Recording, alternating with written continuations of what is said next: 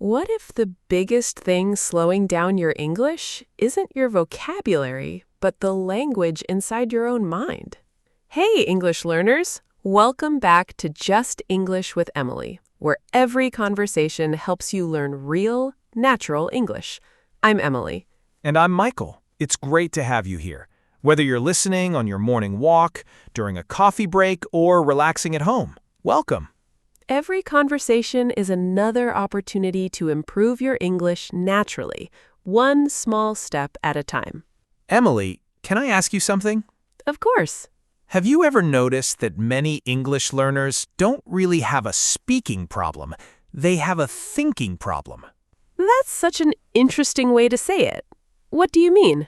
Well, imagine someone asks you, "What did you do this weekend?" You probably know the English words. I went, I stayed, I visited. But before speaking, your brain quietly says the answer in your own language first. Then it starts translating to English. And during that translation, the conversation keeps moving. Exactly. While I'm still translating, the other person is already asking another question. I think almost every English learner has experienced that. It's like your brain has two jobs instead of one. First, create the idea. Second, translate it. Only then speak. Which makes speaking feel much slower. Exactly. And today, we're going to explore something exciting, how to help your brain think more naturally in English. Not perfectly, not overnight, but little by little. Emily, do native speakers actually think differently? That's a great question. Native speakers usually don't translate.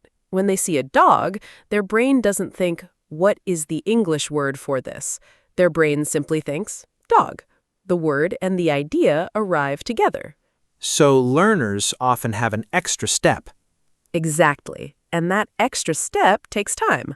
The good news is you can gradually make that step smaller.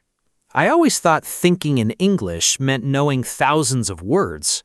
Not at all. Many learners wait until they have a huge vocabulary before they even try. But thinking in English actually begins with very small ideas. Really? Absolutely. Let's imagine you wake up in the morning. Instead of thinking in your own language, "I'm tired," try thinking, "I'm tired." When you're making coffee, think, "The coffee smells good." When you open the window, think, "It's a beautiful morning." They're tiny sentences, but they're real thoughts. That's much easier than I expected. Exactly. People often imagine thinking in English means having long conversations inside your head. It doesn't. It starts with one simple sentence, then another, then another. So instead of translating every thought, I create the thought directly in English. That's the idea. Your brain slowly becomes familiar with using English as a language for thinking, not only studying. I think one reason people don't try this is because they're afraid of making mistakes, even inside their own head. Isn't that funny? No one else can hear your thoughts, yet many learners still worry they're wrong. That's true. Sometimes I stop myself and think, is that grammar correct? And that's perfectly normal. But here's something important. Your brain doesn't need perfect English to practice thinking. Simple English is enough. Could you give us an example? Of course. Imagine you're walking to work. You don't need to think, "The weather appears to be rather pleasant this morning." You can simply think, "It's sunny today," or "I'm walking to work," or "There are many people here." Those are sentences I already know. Exactly. Use the English you already have. Don't wait for advanced vocabulary. I think that's something many learners forget. We're always chasing new words instead of using the ones we already know. That's such an important point. Learning more vocabulary is wonderful, but fluency often comes from using familiar words more automatically. Emily, when did you first notice someone thinking in English instead of translating? I once met a learner who told me something interesting. At first, they translated every sentence. Then one day, they suddenly realized they had spent several minutes thinking only in English. They hadn't planned it. It just happened naturally. That must have felt amazing. It did. But here's the important part. It didn't happen because they memorized thousands of new words that week. It happened because they practiced using simple English every day, little by little. So thinking in English isn't one big moment. It's lots of tiny moments added together. Exactly. One thought, one sentence, one day at a time. I love that idea. Instead of waiting until my English becomes good enough, I can use my English now and let my brain grow stronger every day. Exactly. And in the next part, we'll share simple daily habits that can help your brain switch into English more naturally without feeling overwhelmed. So, how do we actually help our brain think in English more naturally? The answer isn't studying longer. It's practicing differently. I like the sound of that already. So where should we begin? Let's start with something very simple. Talk to yourself. Really? People might think I'm a little strange.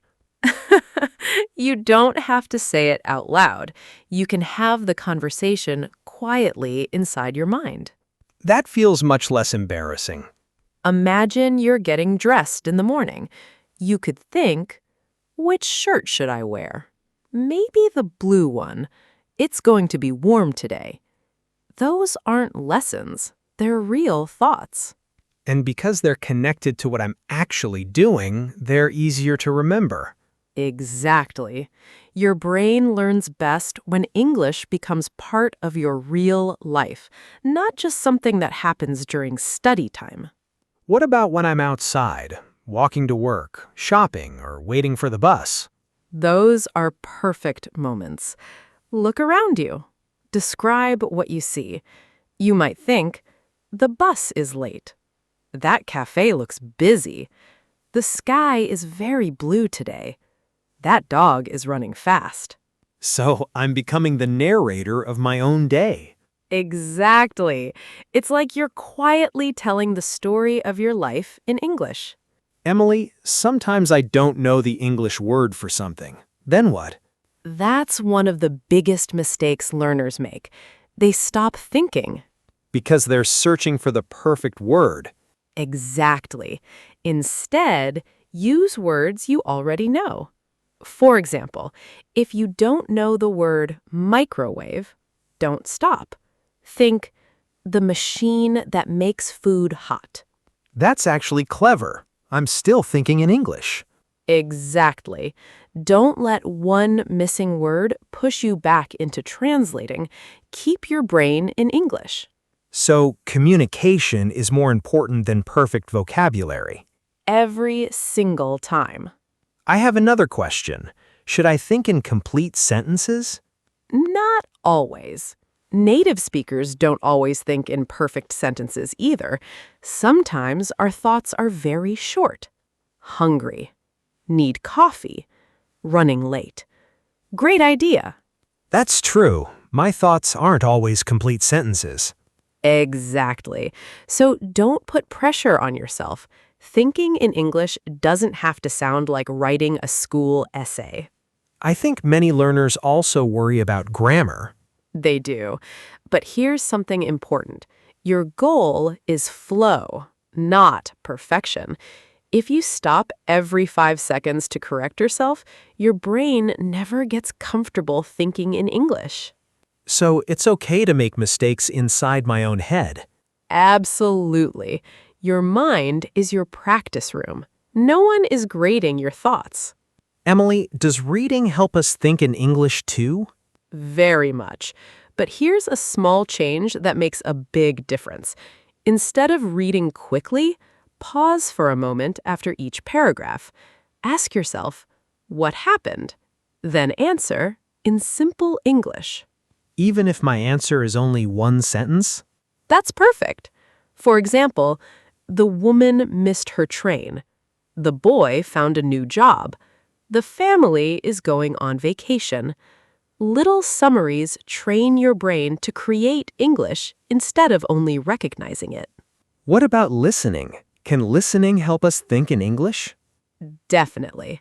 After listening to a short conversation, don't immediately switch back to your own language. Stay in English for another minute. Think, Emily said, Michael thinks, I agree with that. I learned something new today. So instead of ending the lesson, I continue the conversation inside my own head. Exactly. That's one of the easiest ways to build the habit. I noticed something. All these exercises are short. None of them take an hour. That's because habits grow through repetition, not through one long study session. 1 minute here, 2 minutes there, little moments throughout the day.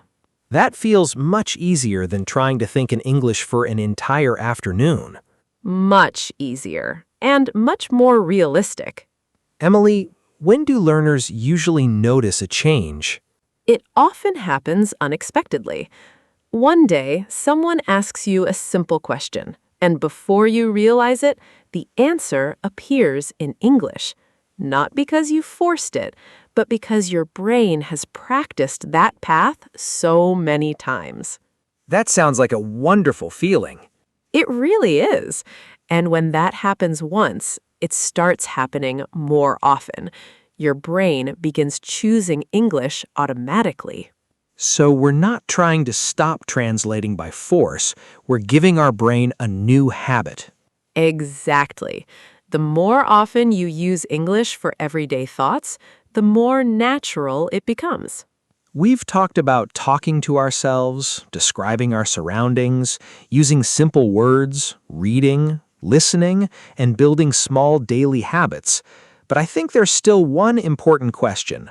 What if someone says, I've been trying this, but my brain keeps switching back to my own language? That's completely normal. And in the final part, we'll talk about why that happens, how to stay motivated, and a simple daily routine that can help your brain spend more and more time thinking in English naturally. So, what happens if your brain keeps switching back to your own language? First of all, don't worry. That's completely normal. I'm glad you said that, because sometimes I'll think in English for a few seconds, and then suddenly I'm back to translating again. That doesn't mean you're failing. It means your brain is returning to a habit it's had for many years. Habits don't disappear overnight. They change through repetition. So instead of getting frustrated, I should simply notice it and gently return to English. Exactly. Think of it like learning to ride a bicycle. If you lose your balance once, you don't decide you'll never ride again. You simply keep practicing. That's a much kinder way to think about it. Emily, do you think it's possible to think in English all day? Maybe someday, but don't make that your goal right now. If you try to think in English for every minute of the day, you'll probably become tired very quickly. So what's a better goal? Small English moments. Maybe 1 minute while brushing your teeth, 2 minutes while making breakfast, 5 minutes during a walk. Little by little, those moments become longer. That sounds much more realistic. There's another habit that can help. Ask yourself simple questions in English. Like what? Questions such as, what should I eat today? What do I need to do first? Where did I put my keys? What am I looking for? Those are questions I already ask myself every day. Exactly. You're not creating extra practice. You're simply changing the language. I think many learners believe they need complicated thoughts to improve. But simple thoughts are actually more powerful because you'll use them again tomorrow, and the next day, and the day after that. Repetition builds automatic thinking. So instead of learning 100 difficult sentences, I should practice 10 useful ones many times. Exactly. Your brain loves familiar patterns. The more often you use a sentence, the faster it becomes. Emily, what about making mistakes? Sometimes I think, what if I'm thinking the wrong sentence? Here's something I want everyone listening to remember. Your thoughts are your practice space. Nobody can hear them. Nobody is judging them. If your sentence isn't perfect, that's okay. You're building a habit, not taking an exam. I think that's something every learner needs to hear. Sometimes we're harder on ourselves than any teacher would be. That's true. And confidence grows much faster when we allow ourselves to make small mistakes. Could you give everyone a simple daily routine, something that can start tomorrow morning? Absolutely. Let's keep it easy. Just 10 minutes a day. I like easy. For the first 2 minutes, look around you and describe what you see. Simple sentences are enough. The room is quiet. My coffee is hot. It's raining today. Nice and simple. Nice and simple. For the next 3 minutes, ask yourself questions in English. What's my plan today? What should I cook tonight? What do I need to buy? Then answer those questions in simple English. So I'm creating a real conversation with myself. Exactly. For the next 3 minutes, listen to a short podcast or conversation. When it finishes, don't switch languages. Spend 1 minute thinking about what you heard. What did I learn? Do I agree? What was interesting? That keeps my brain in English a little longer. Exactly. And for the final 2 minutes, think about your day. What went well? What will I do tomorrow? What am I looking forward to? Finish your practice with your own thoughts. 10 minutes doesn't sound difficult at all. That's the idea. Consistency is much more important than long study sessions. 10 minutes every day is better than 2 hours once a month. I think that's true for almost every skill. It really is. Review time. Before we finish, let's review the biggest ideas from today's conversation. First, don't wait until you're fluent before you try to think in English. Thinking in English is one of the ways you become more fluent. Second, use the English you already know. Simple words are enough. Third, don't stop when you don't know one word. Describe it using other English words. Keep your brain in English.